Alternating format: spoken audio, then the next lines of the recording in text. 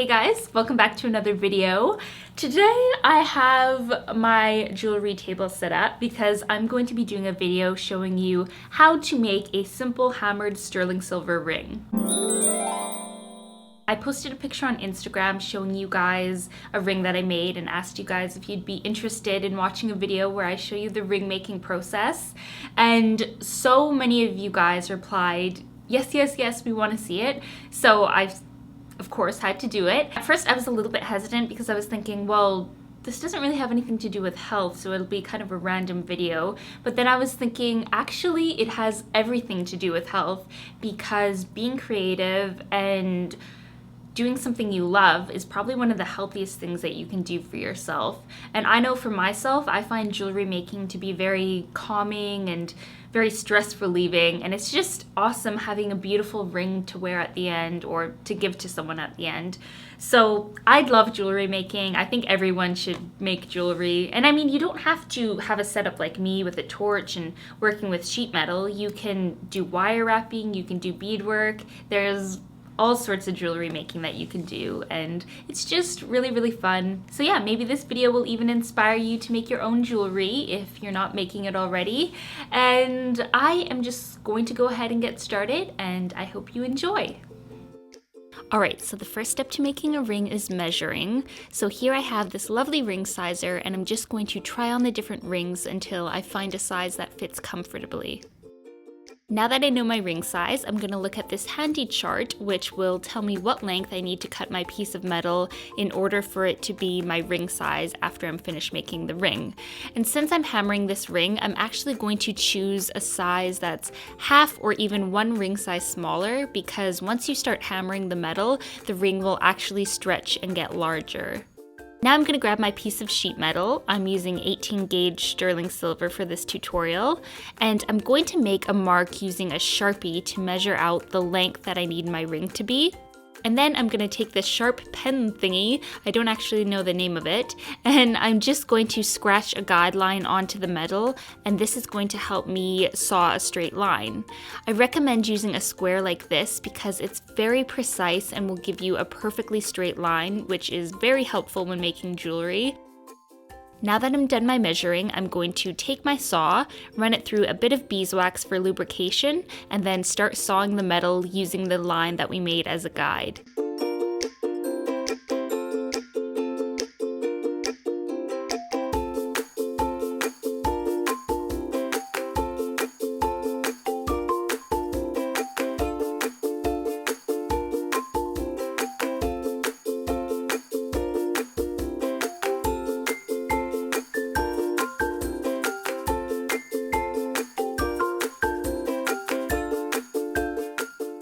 Now once I'm finished sawing, I like to put the piece of metal into this clamp, and I just go over the edges with a file to make sure everything is even and straight. And I really love using this clamp because it just makes jewelry making a lot easier. Now in the next step you will need a torch because we are going to anneal the metal. So annealing is basically where you heat the metal up to a certain temperature and then let it cool, and this just makes the metal more soft and pliable, so it's easier to cut and to form into different shapes. So this step is very important because it will allow us to bend the metal into a ring. After you're done annealing, you need to place your piece of metal into a pickling solution to remove any surface oxidation. And pickling solutions are basically a strong chemical bath, and since I'm super paranoid about using chemicals, I like to just make this easy, do-it-yourself, non-toxic pickling solution. All you need to do is add 1 cup of white vinegar and 1 tablespoon of salt, and just heat it up in a little crock pot, and it works really well. So I just placed my piece of metal into the crock pot, and now I'm going to wait 10 minutes and then remove it. And as you can see, the oxidation is gone. Oh, and always place the piece of metal into some baking soda and water after to neutralize it. Now comes the fun part. I'm going to just take some flat half-round pliers and I'm going to form the metal into a ring. And you want to make sure that the ends fit together seamlessly, so you might need to file them a bit, but you really want no light to shine through the seam.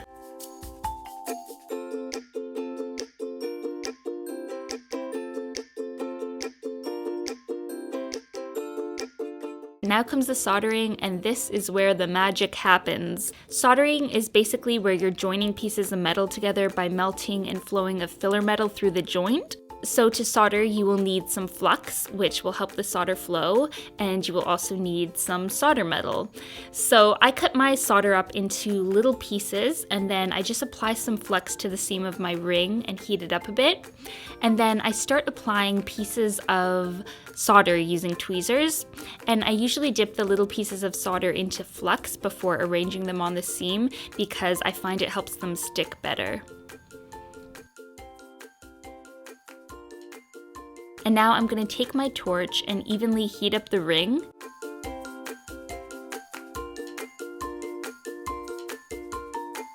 And once the ring is heated all the way through, I focus the heat directly onto those little pieces of solder until they start to flow.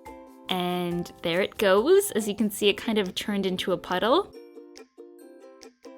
And now the seam should look like this, and the metal is ready to be formed into a perfect ring shape. But first I'm going to just place it into the pickle again to remove any oxidation or flux residue.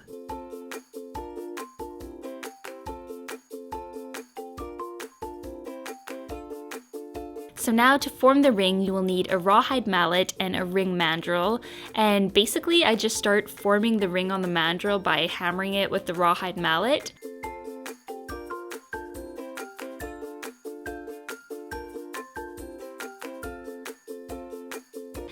And once it's perfectly formed, I'm just going to anneal it one last time because when you hammer and work the metal a lot, it becomes hard.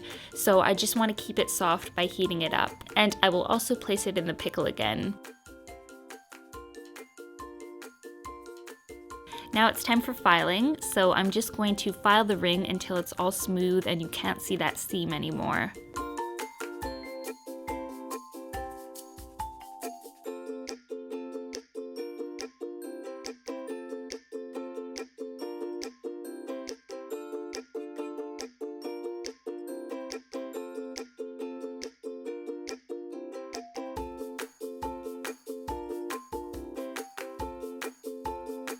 And after I use the hand file, I just use some sandpaper and smooth it down even more.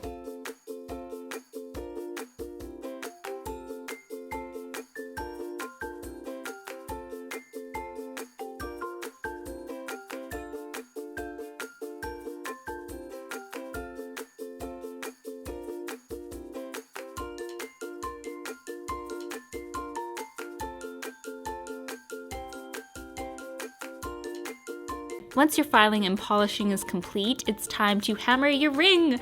So I just use this ball peen hammer and start hammering away at the ring, and it just gives it a beautiful, beautiful texture.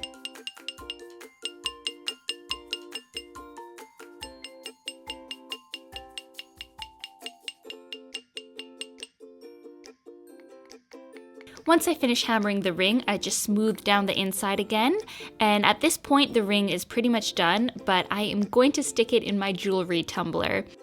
I own a Lortone tumbler, and it polishes, cleans, removes tarnish, and just makes your jewelry so shiny and beautiful. So the tumbler has this steel shot in it which will physically polish the jewelry, and then I just fill the container up with a bit of water and some bar soap, and then stick it on the spinny thing and let the tumbler do its work.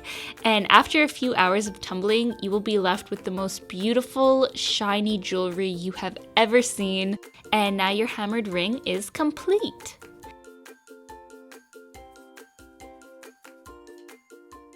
So that is how I make a simple hammered sterling silver ring. I hope you guys had fun watching that. And now I want to do a giveaway for you guys because you guys honestly bring me so much happiness every day. You don't even understand. Reading your comments, it just completely makes my day every day. So I really wanted to do a giveaway for you guys, and I thought that this would be the perfect opportunity because I can just give you guys one of the hammered silver rings that I made. So to enter the giveaway, all you need to do is comment down below and tell me something about yourself, anything about yourself, maybe like what your favorite jewelry design or something would be, I don't know, anything. And then give this video a thumbs up and be subscribed to my channel. So those 3 things: comment, subscribe, and give this video a thumbs up. And then at the end of 1 week, I will choose one of you guys at random in the comments, and then I will send you a message into your inbox and find out your ring size so I can make sure that I'm sending you the exact ring size. And yeah, I think that is it. So that is how you enter the giveaway. And again, I hope you guys enjoyed this video. Give it a thumbs up, subscribe, all that stuff, and I will see you next time. Bye!